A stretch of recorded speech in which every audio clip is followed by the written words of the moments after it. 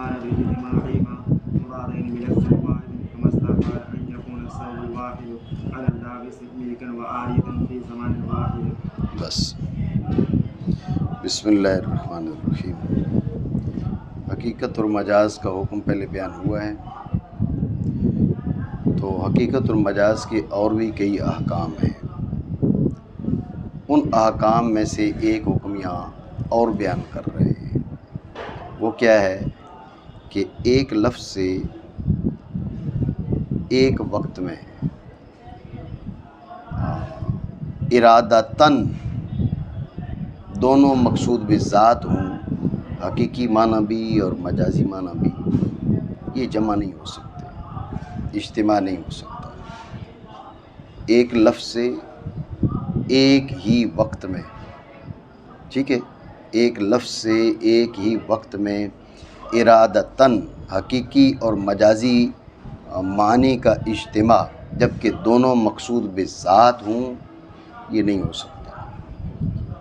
ایک لفظ سے ایک وقت میں حقیقی اور مجازی معنی کا ارادتاً اجتماع، دونوں مراد لیں، بہی طور کہ دونوں مقصود بذات ہوں، یہ نہیں ہو سکتا.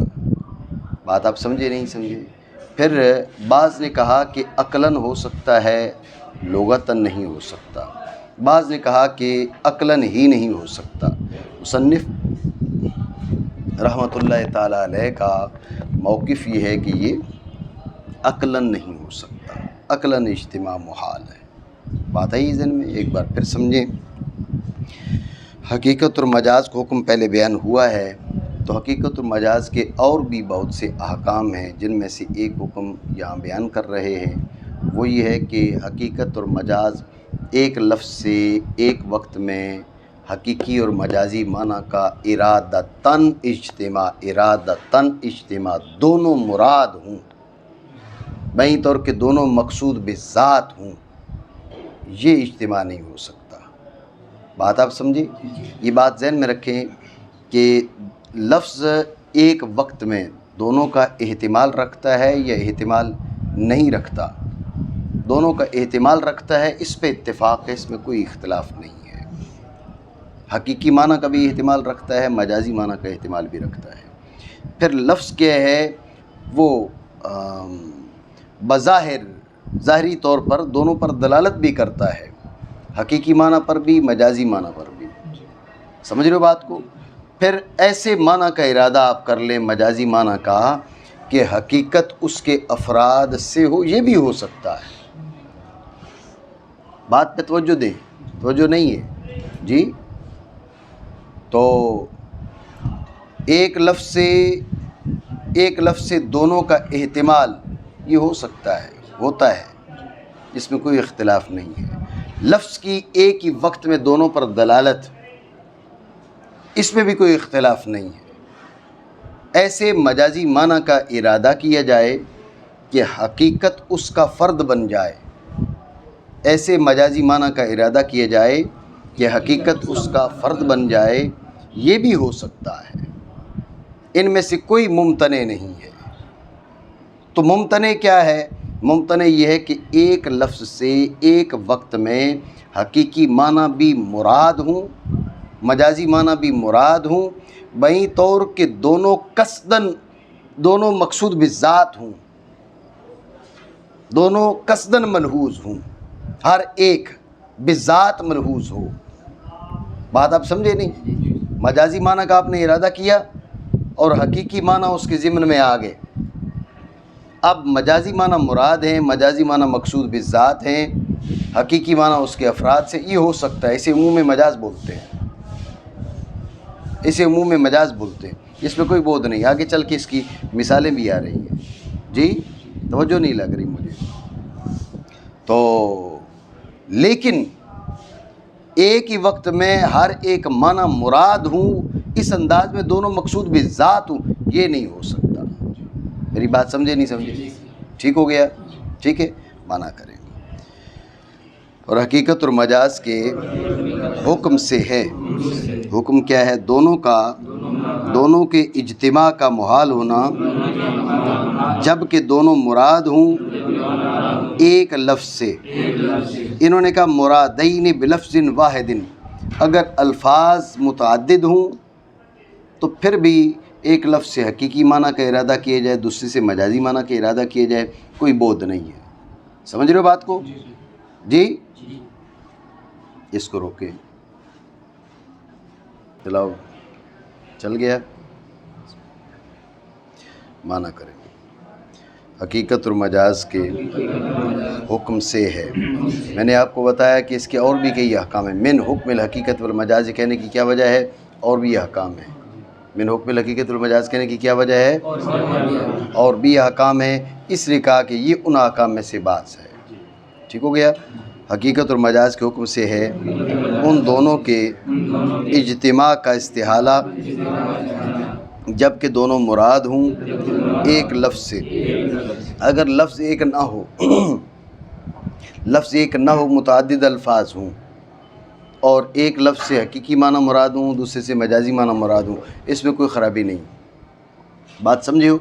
پھر یہاں پر میں نے آپ سے یہ کہا تھا، توجہ رکھیں، لفظ دونوں کا احتمال رکھے، ایسا ہو سکتا ہے. لفظ دونوں پر دلالت کرے، ایسا بھی ہو سکتا ہے.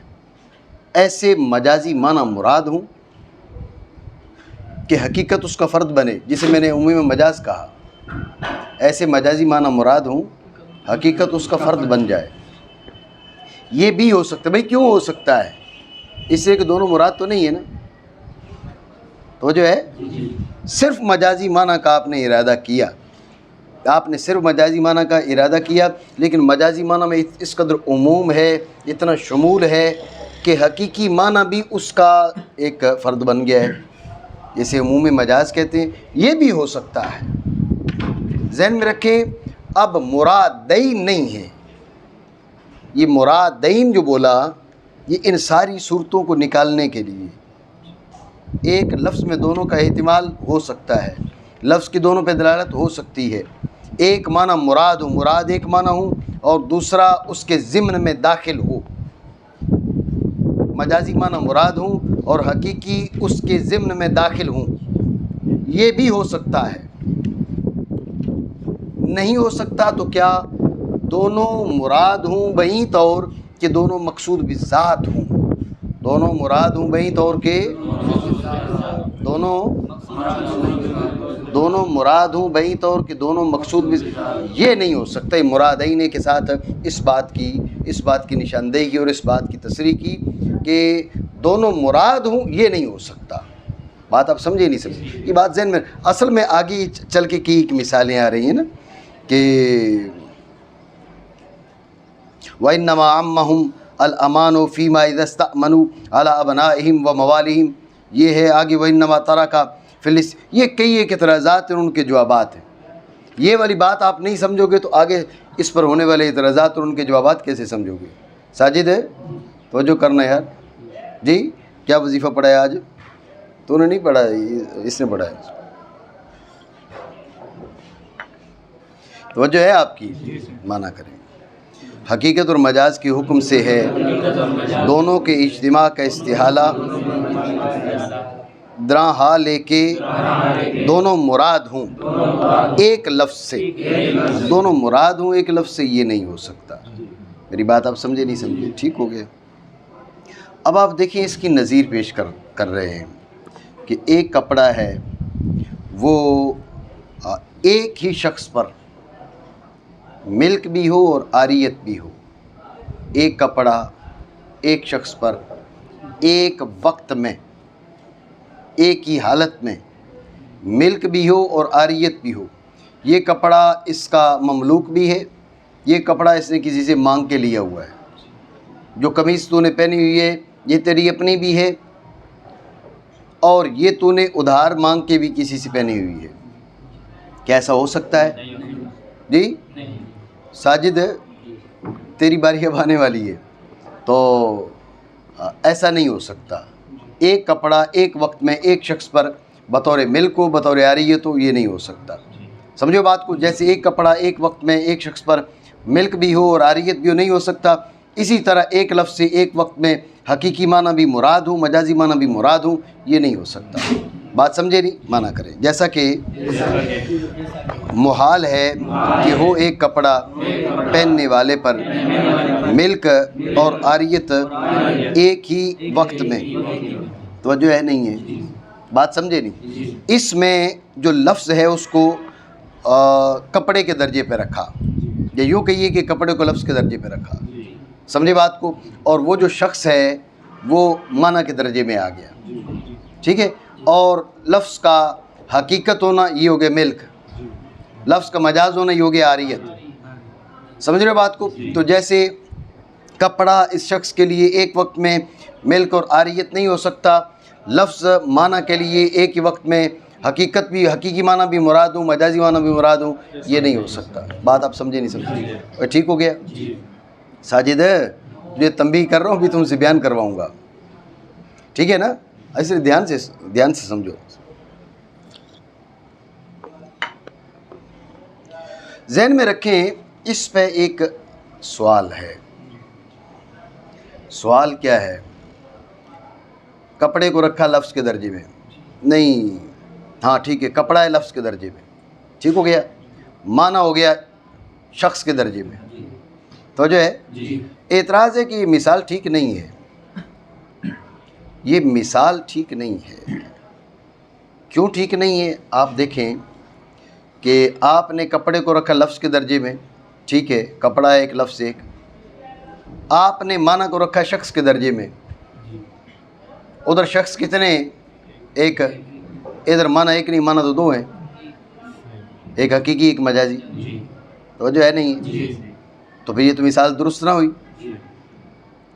یہ مثال تو یوں ہوئی بھئی، ایک قمیص ہے کرم دین کی، وہ کرم دین نے بھی اسی وقت پہنی ہوئی ہو، اور کیا نام ہے، عبد الباسط نے بھی پہنی ہوئی ہو، اس کی اپنی اور اس کی عاریت ہو۔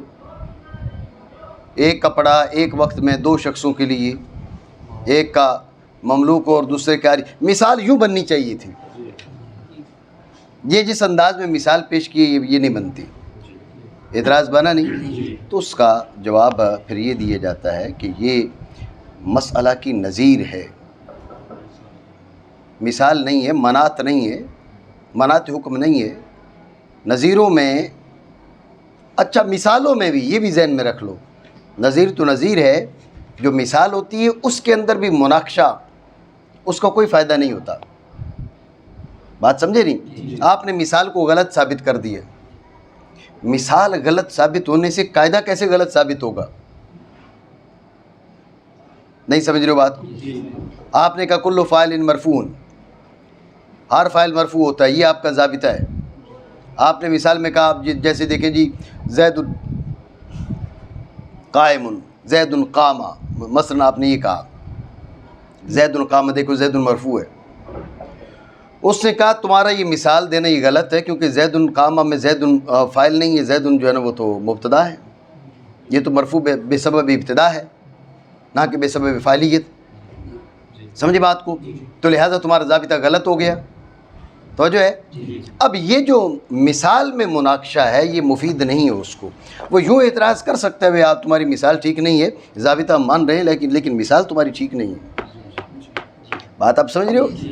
ضابطہ مان رہے ہیں، مثال ٹھیک نہیں ہے، کیونکہ یہ تو فاعل کی مثال ہی نہیں ہے۔ یہ کہا جا سکتا ہے کلام کا حکم بیان کرنے کے لیے، باقی یہ ضابطہ پر اعتراض نہیں بنے گا۔ اگر مثال ہو جب بھی نہیں بنے گا، نظیر ہو پھر تو بنتا ہی نہیں ہے۔ بات سمجھ رہے ہو نہیں؟ توجہ ہے؟ دوبارہ سمجھیں توجہ سے، ساجد ہے تو میں کہہ رہا ہوں توجہ کرو۔ تو اعتراض یہ ہے کہ یہ جو مثال ہے یہ درست نہیں ہے، اس لیے درست نہیں ہے کہ انہوں نے کیا کہا، ایک کپڑا ایک شخص پہ ملک بھی ہو عاریت بھی ہو، ایک کپڑا ایک شخص پہ، ایک کپڑا، کپڑے کو لفظ کے درجے میں رکھا، شخص کو معنی کے درجے میں رکھا۔ بات یہ کہ ممثل لا میں معنی دو ہیں، ایک حقیقی ایک مجازی، یہاں پر مثال میں شخص ایک ہے، سمجھ رہے ہو بات کو؟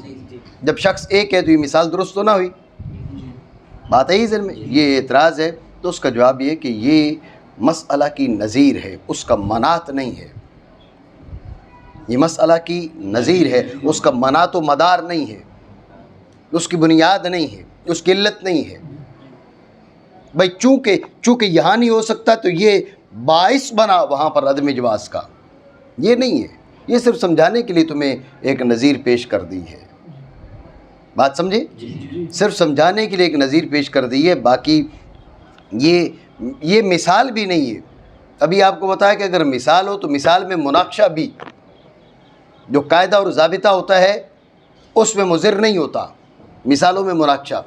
اس لیے علماء کہتے ہیں بھئی مثالوں میں مناقشہ ہی محصلین کی شان ہی نہیں ہے، ان کا کام نہیں مثالوں میں جھگڑے لے کر بیٹھ جائیں، بات کریں ضابطہ کی، مثال غلط ہو سکتی ہو جاتی ہے، وہ تو صرف سمجھانے کے لیے، بات ہے ہی ذہن میں۔ شواہد ہوتے ہیں وہ اس بات کے لیے ہوتے ہیں، مثالیں جو ہوتی ہیں وہ اس بات کے لیے نہیں ہوتی، وہ وضاحت کے لیے ہوتی ہیں۔ بھئی ہمارا طرز ایذاء مناسب نہیں ہے، طرز وضاحت مناسب نہیں ہے، زیادہ سے زیادہ آپ یہ کہہ سکتے ہیں، لیکن طرز وضاحت مناسب نہ ہونے سے یہ تھوڑا ہی لازم آتا ہے کہ ہم نے جو بیان کیا وہ غلط ہو گیا ہے۔ میری بات آپ سمجھے نہیں سمجھے؟ ٹھیک ہو گیا؟ تو لہٰذا اول تو یہ مثال ہی نہیں ہے، نظیر ہے۔ اگر مثال ہو تو جب بھی اس میں مناقشہ مفید نہیں ہے، اگر یہ منات حکم ہوتا، مدار حکم ہوتا تو پھر مناقشہ مفید ہوتا۔ بات پتہ نہیں سمجھے ہو نہیں سمجھے؟ ٹھیک ہے نا؟ ساجد ہے تو یہ بار بار کہہ رہے ہیں، توجہ کر۔ جیسا کہ محال ہے ہونا ایک کپڑے کا لابس پر ملک اور عاریت ایک ہی زمانے میں، توجہ ہے۔ اب اس سے آپ سمجھیں کہ مصنف رحمہ اللہ تعالیٰ کا موقف ہے یہ امتناع عقلی ہے، ایک لفظ سے ایک وقت میں حقیقی اور مجازی ہر دو معنی کا ارادہ، یہ امتناع عقلی ہے، سمجھ رہے ہو؟ اس لیے انہوں نے کیا کم استحال یہ استحالہ وغیرہ اس قسم کے الفاظ بیان کیے، لیکن جمہور کی رائے یہ ہے کہ عقل تو کہتی ہے جمع ہو سکتے ہیں، کوئی حرج نہیں ہے، دونوں معنی کا ارادہ کر لیں۔ لغت میں ایسا نہیں ہے، یہ امتناع پھر عقلی نہیں ہے، لغوی ہے جمہور کے نزدیک، سمجھے ہو؟ پڑھو آگے۔ ولهذا قال محمد في الجامع لو أن عربيا لا ولا عليه أوصى بثلث ماله بمواليه وله موثق واحد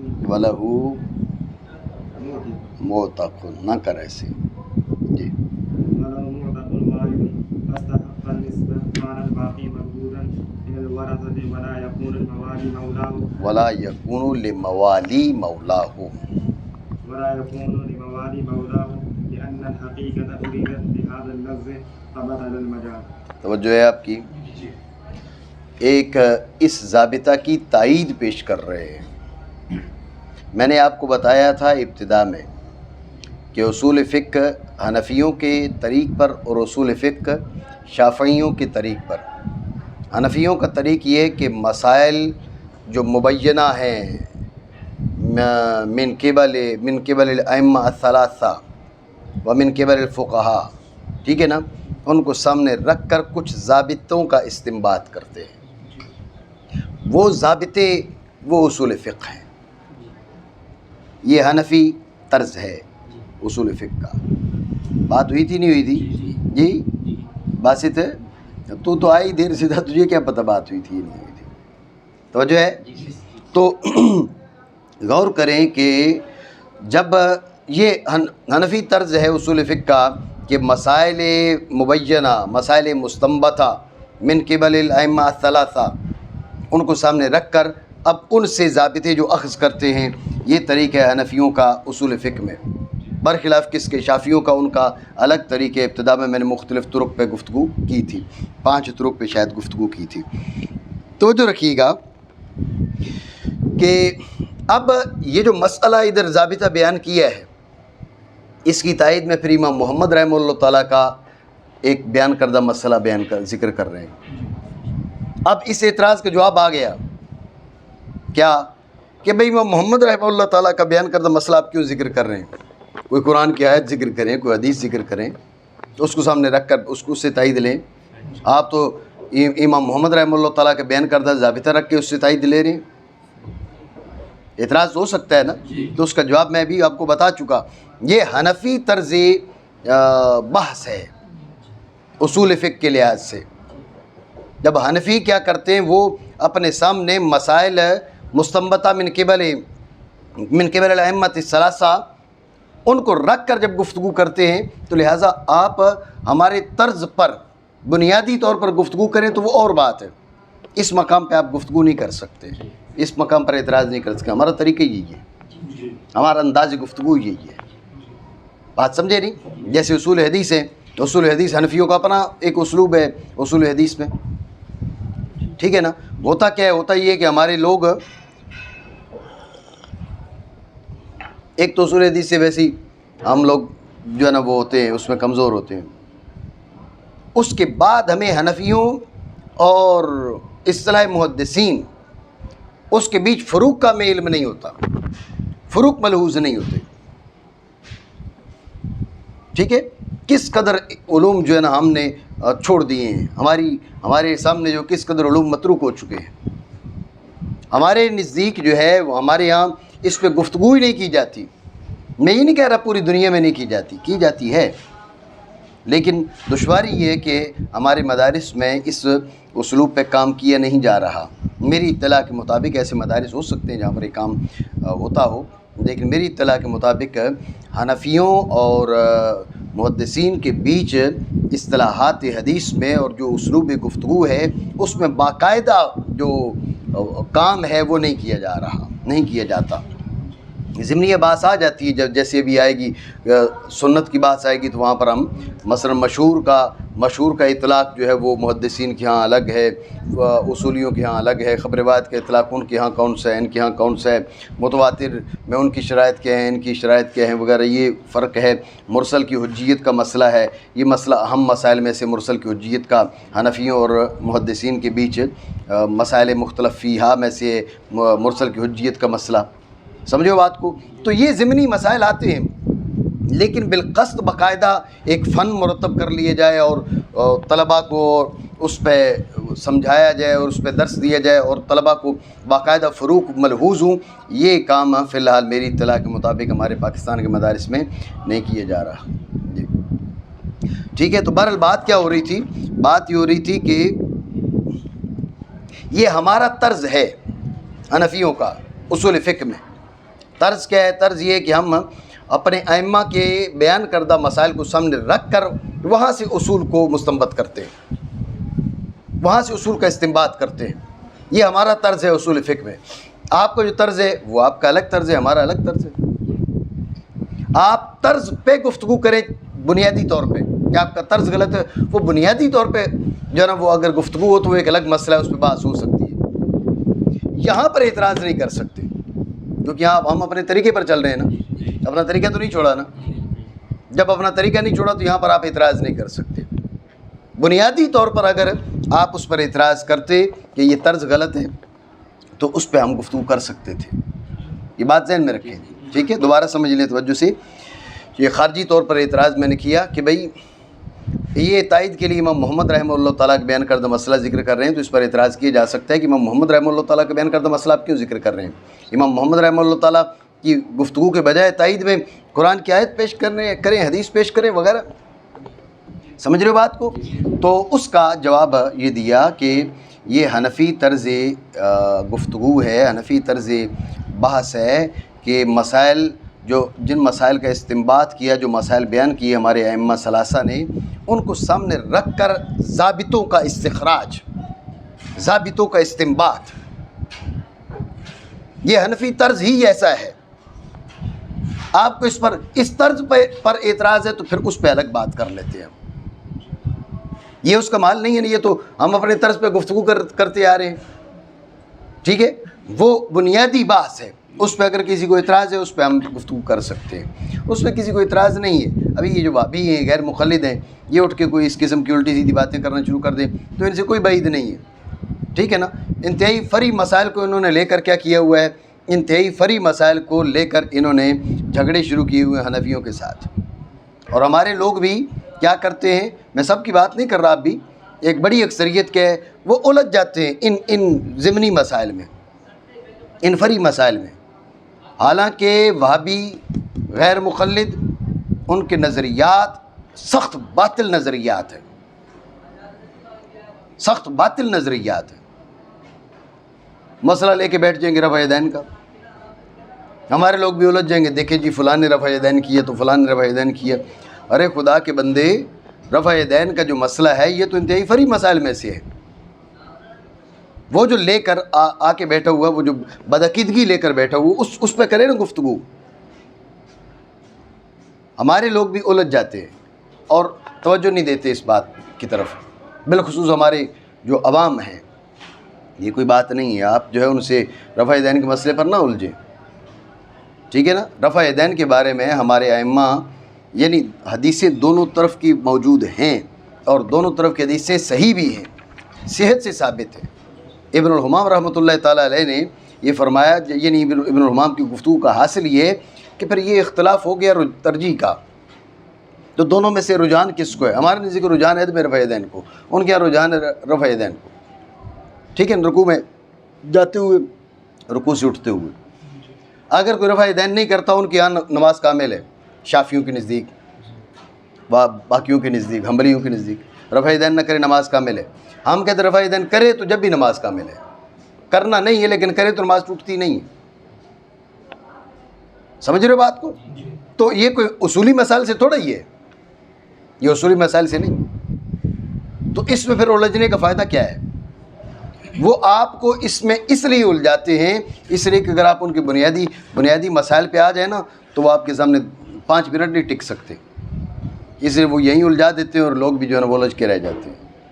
یہ چور لوگوں کا جو ہے نا یہ طریقہ ہوتا ہے، غیر ضروری مسائل میں الجھا دینا تاکہ اصل مسئلہ کی طرف، جیسے بھی یہ دجالیوں نے اسٹارٹ کیا ہوا ہے نا، جناب سیدہ پاک رضی اللہ تعالیٰ عنہا کے مسئلے سے توجہ ہٹانے کے لیے کہیں کبھی الجھا دیتے، کبھی چمن زمان نے فلاں کہہ دیا تو فلاں نے فلاں کہہ دیا تو فلاں نے فلاں کہہ دیا، ٹھیک ہے نا، الجھاؤ تاکہ اصل مسئلے کی طرف لوگوں کی توجہ نہ جائے، ٹھیک ہے۔ تو اس لیے بات ذہن میں رکھیں، اس پہ جو حنفی طرز ہے استدلال کا، اسلوب ہے گفتگو کا، اس پہ کسی کو اعتراض نہیں ہے۔ بڑے بڑے ائمہ، اکابر ائمہ، انہوں نے اس طرز پہ کتابیں لکھی ہیں، صرف حنفیوں نے نہیں، دوسروں نے بھی اس طرز پہ کتابیں لکھی ہیں، سمجھے؟ کسی نے اس طرز پہ اعتراض نہیں کیا، بات سمجھے؟ تو یہ طریقہ جو ہے وہ مسلمات سے ہے، ہمارے نزدیک بھی مسلم ہے، ہمارے مقابل کے نزدیک بھی مسلم ہے۔ لہٰذا ہم یہاں جو گفتگو کر رہے ہیں اپنے طریق پر رہتے ہوئے گفتگو کر رہے ہیں، اپنے طریق سے ہٹتے تو آپ کا اعتراض کر سکتے تھے کہ تم نے یہاں پر امام محمد رحمہ اللہ تعالیٰ کا قول کیوں پیش کیا، تم آیت پیش کرو یا حدیث پیش کرو، بات میری سمجھ رہے ہو نہیں؟ ٹھیک ہے، بہرحال جو اب آتے ہیں اس بات کی طرف جو امام محمد رحمہ اللہ تعالیٰ نے مسئلہ بیان کیا، مسئلہ سمجھے۔ امام محمد رحمہ اللہ تعالیٰ نے فرمایا ایک ایسا شخص جس کو کسی نے آزاد نہیں کیا، یعنی وہ آزاد، نسل در نسل آزاد ہے، غلامی کبھی اس پہ نہیں آئی، سمجھ رہے بات کو؟ اب اس نے کہا بھائی میرا 1/3 حصہ مال کا، اوصیتو بثلث مالی لموالیہ، میرا 1/3 حصہ مال کا میں اپنے موالی کے لیے وصیت کرتا ہوں۔ ذہن میں رکھنا، موالی جمع مولا کی، مولا کا اطلاق معتق پر بھی ہے، معتق پر بھی ہے، دونوں پر یہ مشترک ہے۔ جس نے تجھے آزاد کیا وہ بھی تیرا مولا ہے، جس کو تو نے آزاد کیا وہ بھی تیرا مولا ہے، سمجھ رہے ہو؟ جس کو تو نے آزاد کیا وہ بھی تیرا مولا ہے، اور جس نے تجھے آزاد کیا وہ بھی تیرا مولا ہے۔ اب اس نے وصیت کی موالی کے لیے، معتقین کے لیے ہے یا معتقین کے لیے ہے؟ چونکہ وہ تو شروع سے ہی آزاد چلا آ رہا ہے، اس کو کسی نے آزاد کیا نہیں ہے، لہذا معتقین والا احتمال جاتا رہا، تو جو ہے نہیں ہے، ابھی بعد میں بیان کرنا پڑے گا، ٹھیک ہے نا؟ تمہارا نمبر تھا نا؟ ہاں، تو معتقین کے لیے، معتقین تو ویسے ہی نکل گئے، اب رہے گی معتقین، یہ وصیت بنے گی معتقین کے لیے۔ اچھا، اس کا معتق ایک ہے، ایک بندے کو اس نے اپنی زندگی میں آزاد کیا تھا، آگے اس معتق نے اور آگے بندے آزاد کیے تھے۔ زید نے جس نے وصیت کی اس نے ایک بندہ آزاد کیا، اور بعد میں اس کے غلام آزاد کردہ غلام نے کچھ غلام خریدے، آزاد کیے۔ ذہن میں رکھیں، یہ جو اس کا معتق ہے، اس کا حقیقی معتق ہے، یہ حقیقتاً اس کا مولا ہے۔ اس کے غلام نے آگے جو آزاد کیے وہ بھی اس کے مولا ہیں، موالی ہیں، لیکن حقیقتاً نہیں، مجازن. کیسے بھائی؟ میرے موتق کے موتقین ہیں، سمجھ رہے ہو نہیں؟ جیسا کہ اولاد کی نسبت ہوتی ہے دادا کی جانب پردادا کی جانب مجازن. حقیقتاً جو انسان بیٹا ہے وہ باپ کا ہے. پوتے پوتیاں جو بیٹے کہلاتے ہیں، بیٹیاں کہلاتی ہیں، وہ مجازن کہلاتی ہیں. سمجھ رہے ہو بات کو؟ یہی معاملہ یہاں پر بھی ہے. جو اصل جو اس کا موتق ہے وہ ایک ہے، جو اس نے آزاد کیا جس کو. رہی بات باقیوں کی، باقی جو اگر اس کے موتق شمار ہو رہے ہیں تو مجازن شمار ہو رہے ہیں. اتنی بات تم سمجھے نہیں سمجھے؟ جب یہ بات تم نے سمجھ لی تو اب اس نے کہا تھا او صحیح تو مالی، او صحیح تو سلوس مالی لے موالیہ، او صحیح تو سلوس مالی لے موالیہ. ذہن میں رکھنا، لفظ بولا تھا اس نے جمع کا، موالیہ، موالی جمع کا صیغہ بولا. کون سا بولا؟ ذہن میں رکھنا، جمع کا اطلاق عربی زبان میں کم از کم 3 پر ہوتا ہے، لیکن وصایا میں، علم فرائض میں 2 پر ہوتا ہے. یہ بات ذہن میں رکھیں.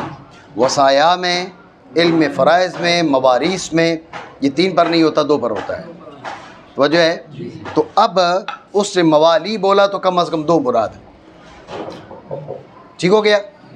اب ایک تو تھا اس کا غلام جس کو اس نے آزاد کیا، دوسرا ہے وہ ہے ہی نہیں، دوسرا نہیں ہے. اچھا ہم کیا کریں؟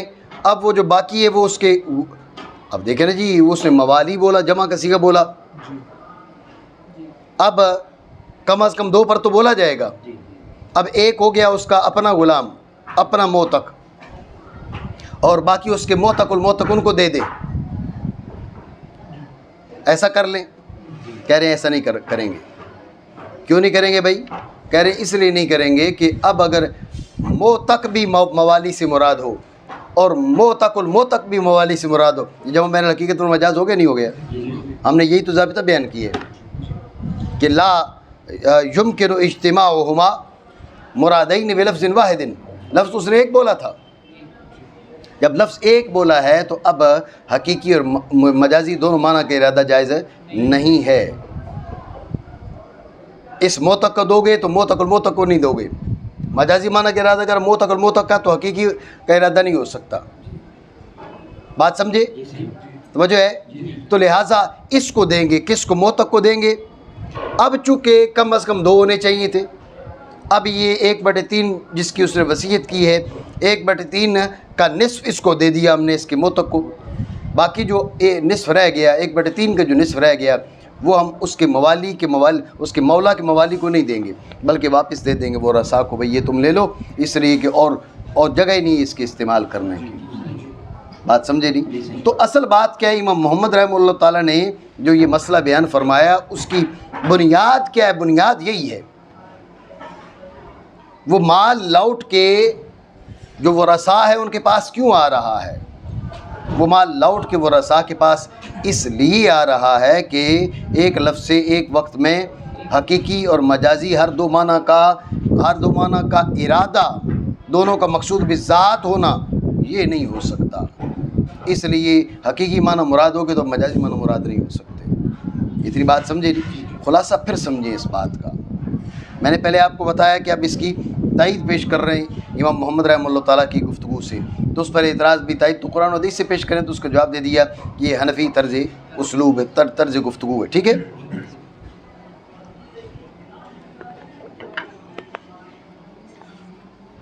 امام محمد رحمہ اللہ تعالیٰ نے مسئلہ ہی بیان کیا کہ ایک ایسا شخص ہے، تو جو ہے ایک ایسا شخص ہے کہ جس کو کسی نے آزاد نہیں کیا، یہ آزاد نسل در نسل آزاد ہے. نمبر 1. اب اس نے وصیت کی او صحیح تو مالی، او صحیح تو سلوس مالی لموالیہ، 1/3 حصہ میرے موالیوں کے لیے. اب دیکھیں موالی جمع مولا کی، مولا کا اطلاق، توجہ کریں باسط صاحب، مولا کا جو اطلاق 3 پر نہیں ہوتا، مولا کا اطلاق موتق پر بھی ہوتا ہے اور موتق پر بھی ہوتا ہے. ٹھیک ہے؟ آزاد کرنے والے پر بھی اور جس کو آزاد کیا اس پر بھی.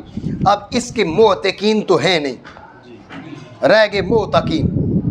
اب موتق اس کا ایک ہے، موالی جمع کا اطلاق کم از کم 3 پر، لیکن وصایا میں، فرائض میں، مواریث میں اس کا اطلاق 2 سے شروع ہوتا ہے. اب موالی کم از کم 2، اب ہے تو اس کا 1، لہٰذا اس 1 کو ہم مال کو کیا کریں گے؟ 2 حصوں میں تقسیم کریں گے. ایک کو دے دیا، نصف دے دیا، باقی جو نصف ہے اس موتق کے آگے موتقین ہیں، انہیں دیں گے، کہا ان کو نہیں دیں گے، وہ رسا کو واپس لوٹا دیں گے۔ بھائی ان کو کیوں نہیں دیں گے؟ کہا ان کو کیسے دے سکتے ہیں، وہ مجازن موالی ہیں، یہ حقیقتاً مولا تھا۔ جو حقیقتاً مولا ہے، جب موالی سے حقیقی معنی کا ارادہ ہو گیا ہے، اب مجازی معنی کا ارادہ نہیں ہو سکتا۔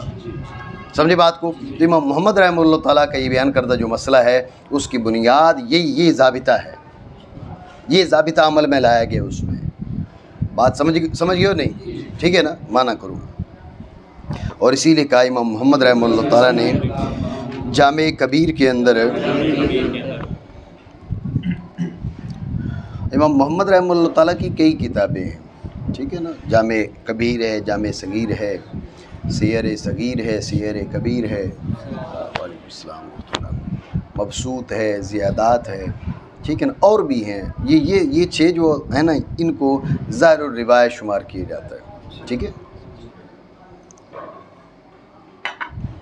اور باقی ہارونیات ہیں اور کئی کتابیں ہیں، وہ نوادر میں شمار ہوتی ہیں۔ سمجھ رہے ہو بات کو؟ ہاں، تو یہ بات ذہن میں رکھیں۔ جامع کبیر سے مراد ہے کہ وہ امام محمد رحمہ اللہ تعالیٰ کی ایک کتاب ہے جامع کبیر۔ اچھا، یہ جو سیر صغیر ہے، سیر صغیر، ٹھیک ہے نا؟ تو اب سیر تو جمع ہے، الصغیر پھر الصغیرہ ہونا چاہیے نا، السیر الصغیرہ، جی؟ تو اصل ہے کتاب السیر، سیر نہیں، کتاب السیر۔ تو یہ الصغیر اس کتاب کی صفت ہے، مضاف کی، ٹھیک ہے؟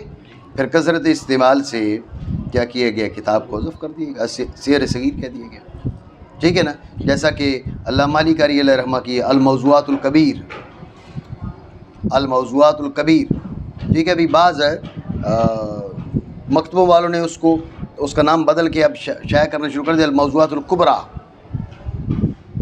ٹھیک ہے نا؟ انہوں نے یہ سمجھا بھئی یہ الموضوعات الکبیر تو نام غلط ہے، الموضوعات کی صفت کبیر بن ہی نہیں سکتا، کبیر واحد مذکر ہے اور الموضوعات جو ہے وہ جمع ہے، تو واحد مذکر اس کی صفت کیسے آئے گا؟ لہٰذا انہوں نے الموضوعات الکبیر کا نام بدل کے الموضوعات الکبریٰ رکھ دیا۔ حالانکہ اگر تو علی قاری علیہ رحمہ کی اپنی جانب سے ہو تو پھر اور مسئلہ ہے، پھر تو توجیہ الگ ہوگی، لیکن علی قاری علیہ رحمہ نے خود نام الموضوعات الکبیر رکھا ہو، ٹھیک ہے؟ تو اب بعد والوں کا اس کو کبرا بنانا ہی غلط ہے، اس لیے کہ اصل میں کتاب الموضوعات، کتاب الموضوعات، الکبیر اس کتاب کی صفت ہے، کتاب الموضوعات یعنی وہ کتاب کبیر جو ہے، یہ کتاب الموضوعات کتاب صغیر ہے، یہ کتاب الموضوعات کتاب کبیر ہے، کتاب السیر الصغیر، کتاب السیر الکبیر، کتاب السیر 2 ہیں، ایک چھوٹی ایک بڑی، تو کتابیں 2 ہیں، سیر 2 نہیں ہیں۔ بات سمجھ رہے ہو؟ باسط کو کیا ہوا ہے آج؟ سبق پورا ہونے والا ہے، مانا کرے۔ اور اسی لیے کہا امام محمد رحمہ اللہ تعالیٰ نے جامع کبیر میں، اگر ایک عربی جس پر کوئی ولا نہ ہو، اس نے وصیت کی، اپنے مال کی تہائی کی اپنے موالی کے لیے، اور اس کے لیے ایک موتق ہو تو مستحق ہوا نصف کا ہوگا، باقی مردود و رسا کی جانب، اور نہ بنے گا اس کے مولا کی موالی کے لیے، کیونکہ حقیقت مراد ہو چکی اس لفظ سے تو مجاز باطل ہے، ٹھیک ہے؟ یہ خلاصہ اس کا تمہیں بتا دیا کہ نا، وَلِهَذَا قَالَ مُحَمَّدٌ فِي الْجَامِعِ لَوْ أَنَّ عَرَبِيًّا، یہ عربی کیوں کہا؟ باسط عربی کیوں کہا؟ سمرہ بھی تو کہا جا سکتا تھا، جی؟ تو عربی کیوں کہا؟ تو عربی جو کہا، اصل بات سمجھے دھیان سے، ایک آدمی اس نے وصیت کی، اوصیت ثلث مالی لموالیہ، میں نے اپنے مال کی ایک تہائی کی وصیت کی اپنے موالی کے لیے. موالی لفظ مشترک ہے موتق میں اور موتق میں. ذہن میں رکھیں یہ بندہ بیان کرنے سے پہلے مر گیا تو وصیت باطل ہے, وصیت ہی باطل ہے. بھائی اس نے موتقین کا ارادہ کیا ہے یا موتقین کا؟ موالی تو لفظ مشترک ہے. اب اس سے موتق کا ارادہ کریں گے یا موتق کا؟ اور اشتراک میں عموم نہیں ہوتا, بس دونوں کا ارادہ کر لیں. جیسے ایک لفظ حقیقی اور مجازی معنی دونوں اکٹھے مراد نہیں ہو سکتے, اسی طرح مشترک میں بھی عموم نہیں ہوتا بہی طور کہ ایک لفظ سے یہ معنی بھی مراد ہو جائیں, یہ معنی بھی مراد ہو جائیں. توجہ ہے؟ تو اب مولا سے موتق بھی مراد ہو اور موتق بھی مراد ہو, یہ نہیں ہو سکتا. جب یہ نہیں ہو سکتا تو پھر اب اس کی موتقین بھی ہیں موتقین بھی ہیں. موتقین مراد لو تو موتقین محروم, موتقین مراد لو تو موتقین محروم. دونوں مراد ہو نہیں سکتے, کسی ایک کو ترجیح نہیں ہے, اس لیے وصیت باطل ہو جاتی ہے. بات سمجھ رہے ہو؟ البتہ مرنے سے پہلے اگر اس نے وضاحت کر دی بھئی میری جو نیت ہے وہ موتقین کی ہے جنہوں نے مجھے آزاد کیا, میں ان کے لیے وصیت کر رہا ہوں, ٹھیک ہے, اس کا جو بیان ہے وہ معتبر ہے. بات سمجھ رہے ہو نہیں؟ تو جب اس نے موالی کے لیے وصیت کی تو وہ جو وصیت ہے وہ اگر اس نے بیان کرنے کے بغیر وہ مر گیا تو وصیت باطل ہے, اس لیے کہ یہ لفظ مشترک ہے. یہ مشترک کے متعدد معنی کی بھی جمع بھی جائز نہیں ہے اور کسی معنی کو بغیر مرجع کے ترجیح بھی نہیں دی جا سکتی. بات سمجھے؟ توجہ ہے؟ لیکن ذہن میں رکھیں اگر اس کا موتق ہے ہی کوئی نہیں, صرف موتقین رہ گئے, اب وصیت باطل نہیں ہوگی. بات سمجھے نہیں؟ وصیت باطل تو تب ہوگی نا جب کہ موتقین بھی ہوں اور موتقین بھی ہوں. اب وصیت باطل ہے کیونکہ دو قسم کے موالی موجود ہیں, موتق اور موتق. جب اس کے موتقین ہیں ہی نہیں, صرف موتقین ہیں جنہیں اس نے آزاد کیا, وہ کوئی نہیں جس نے اس کو آزاد کیا ہو, تو اب وصیت باطل نہیں ہوگی. اتنی بات سمجھے نہیں سمجھے؟ جب یہ بات تمہارے ذہن میں آ گئی تو یہ عربی اس لیے کہا کہ جو اہل عرب ہیں وہ نسل در نسل آزاد ہیں, نسل در نسل آزاد ہیں. سمجھے بات کو؟ تو عربی اس لیے کہا کہ جس کا موتق کوئی نہیں ہے ہوگا تو موتق ہوگا. بات ہے ہی ذہن میں؟ موتق کوئی نہیں ہوگا, موتق ہوگا. اتنی بات آپ سمجھے نہیں سمجھے؟ ٹھیک ہو گیا. تو یہ عربی اس لیے کہا, اور باقی جو قومیں ہیں وہ ان کے موتقین بھی ہو سکتے ہیں موتقین بھی ہو سکتے ہیں. توجہ ہے؟ تو اب یہ جو کہا نا لا ولاء علیہ, یہ اسی معنی کا بیان ہے. عربی ہم نے کیوں کہا؟ بھئی جس پر کوئی ولا نہیں ہے, جس کا کوئی مولا نہیں ہے, یعنی جس کے اوپر کوئی مولا ہو, مولا اعلیٰ, اس کا مولا اسفل تو ہو سکتا ہے, موتق تو ہو سکتا ہے, موتق نہیں ہو سکتا. پتہ نہیں بات سمجھ رہے ہو نہیں؟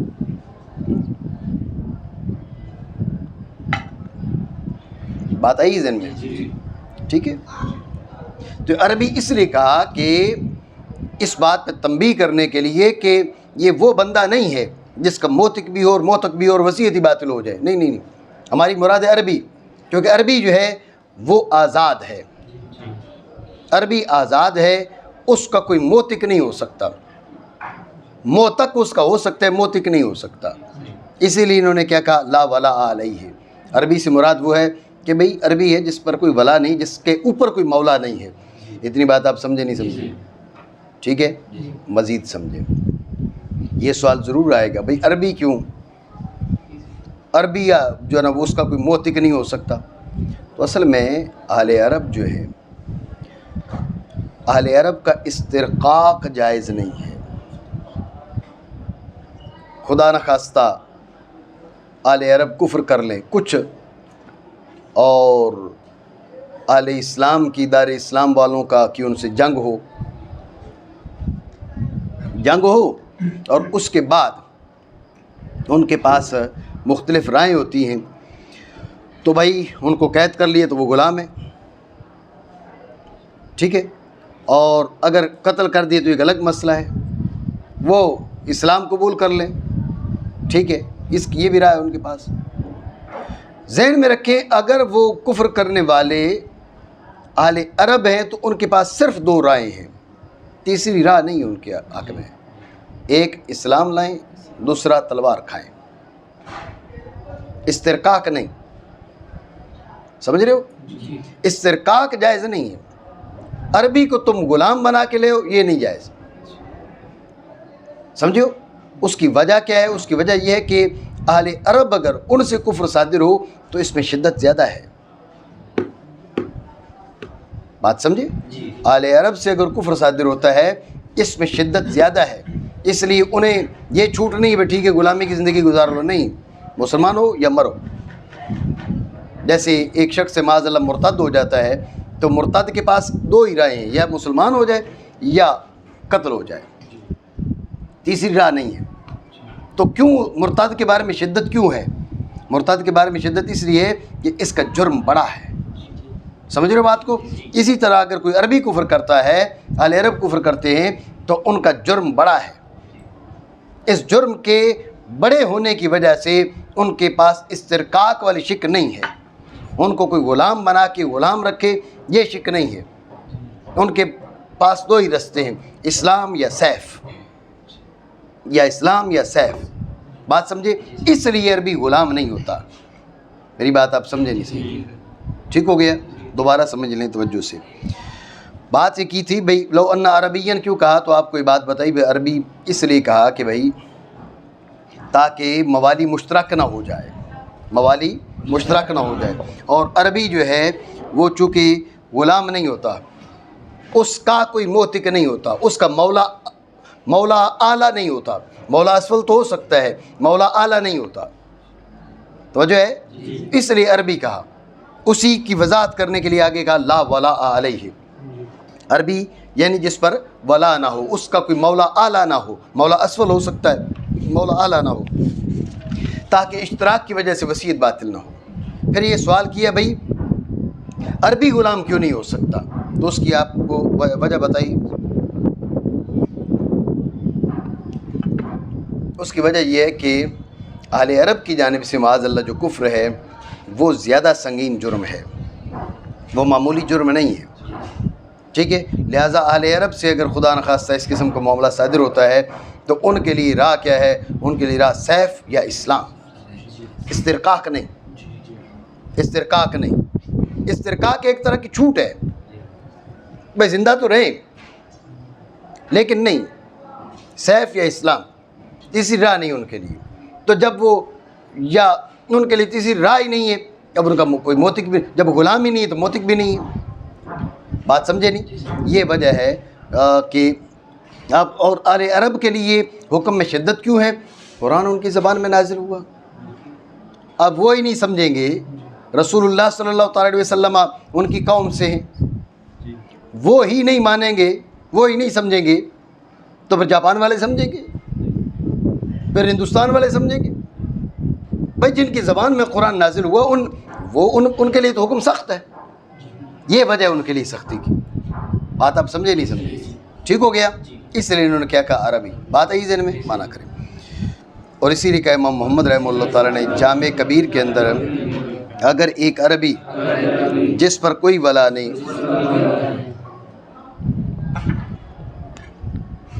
تو اب یہ لا ولا علیہ یہ قید احترازی نہیں ہے، صرف برائے توضیح ہے، لا ولا علیہ قید احترازی نہیں ہے، برائے توضیح ہے، اتنی بات آپ سمجھے نہیں سمجھے؟ اور یہ قید احترازی بھی آپ بنا سکتے ہیں، کیسے؟ بھئی عربی کا کوئی موتق نہیں ہوتا، عربی کا مولا اعلیٰ نہیں ہوتا، مولا اسفل ہی ہوتا ہے، لیکن کبھی کبھار عربی کا مولا اعلیٰ بھی ہو سکتا ہے۔ کیسے؟ ایک عربی نے کسی کی باندی سے نکاح کیا، کسی کی کنیز سے نکاح کیا، کسی کی باندی سے، عربی نے کسی کی باندی سے نکاح کیا، ذہن میں رکھنا وہ جو بچہ پیدا ہوگا وہ اس باندی کے مالک کا غلام ہوگا اس عربی کا، بچہ عربی کا ہے لیکن ہے غلام. اب غلامی کی وجہ وہ نہیں بنی معاذ اللہ کفر، وہ وجہ نہیں بنی، بلکہ کہ عربی نے کسی کی باندی سے نکاح کیا، جو بچہ پیدا ہوا، تو اب وہ جو باندی ہے اس کے مالک کا وہ غلام ہے. اب دیکھ لیں تو وہ اس کو آزاد کر دیتا ہے. اب مولا اعلیٰ بھی ہو گیا اس کا. سمجھ رہے ہو بات؟ نہیں، کیونکہ بچہ تو عربی ہے نا، عربی کا بیٹا تو عربی ہے، لیکن اس کے مالک نے اس کو آزاد کر دیا، مولا اعلیٰ بھی اس کا ہو گیا.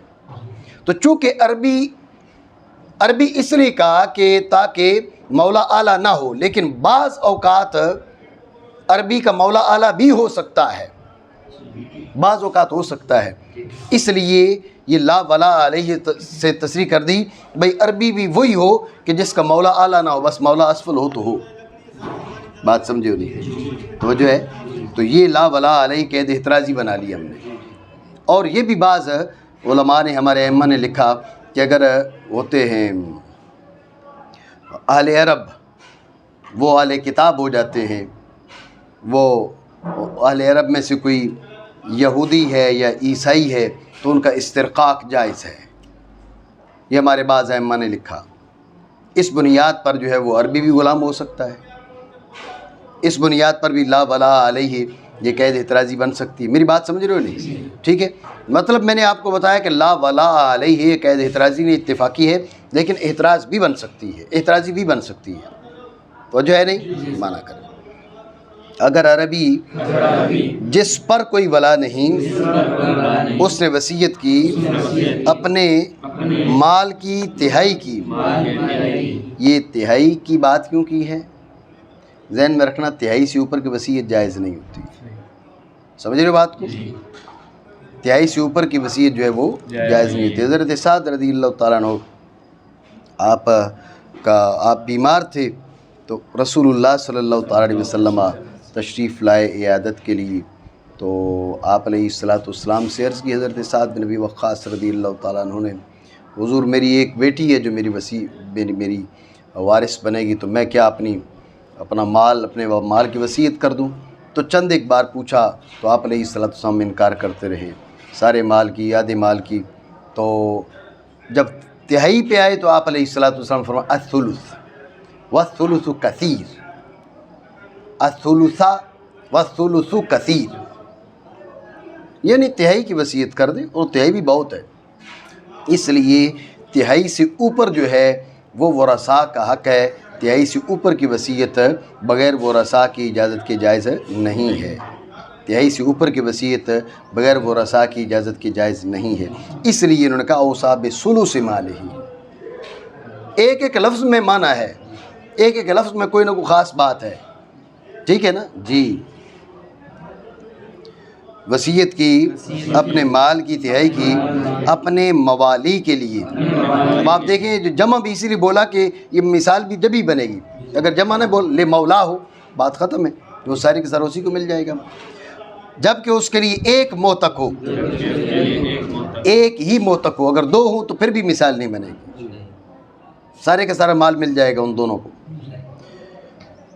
پس مستحق ہوگا نصف کا، کیونکہ آپ کو بتا دیے کہ نصف کا کیوں، اس لیے کہ موالی جمع ہے، جمع کا اطلاق 3 پر ہے، لیکن مواریث میں، فرائض میں، وصایا میں اس کا اطلاق 2 سے شروع ہوتا ہے. تو اب 2 ہوتے تو سارے کا سارا مال مل جاتا. اب جب موالی بولا کم از کم 2 تو ہوئے، تو اب آدھا ہم نے تقسیم کیا، ایک ہے اس کو آدھا مل گیا، باقی کیا ہوگا باقی ورثاء کی جانب پھیرا گیا. بھئی باقی ورثاء کو کیوں ہم دیں گے؟ اور نہ ہوگا اس کے مولا کے موالی کے لیے، حالانکہ موجود ہے، اس کے موتق نے آگے غلاموں کو آزاد کیا ہے، لیکن ان کو نہیں ملے گا. کیوں نہیں ملے گا؟ کیونکہ حقیقت کا ارادہ کر لیا گیا اس لفظ سے، تو مجاز باطل ہے.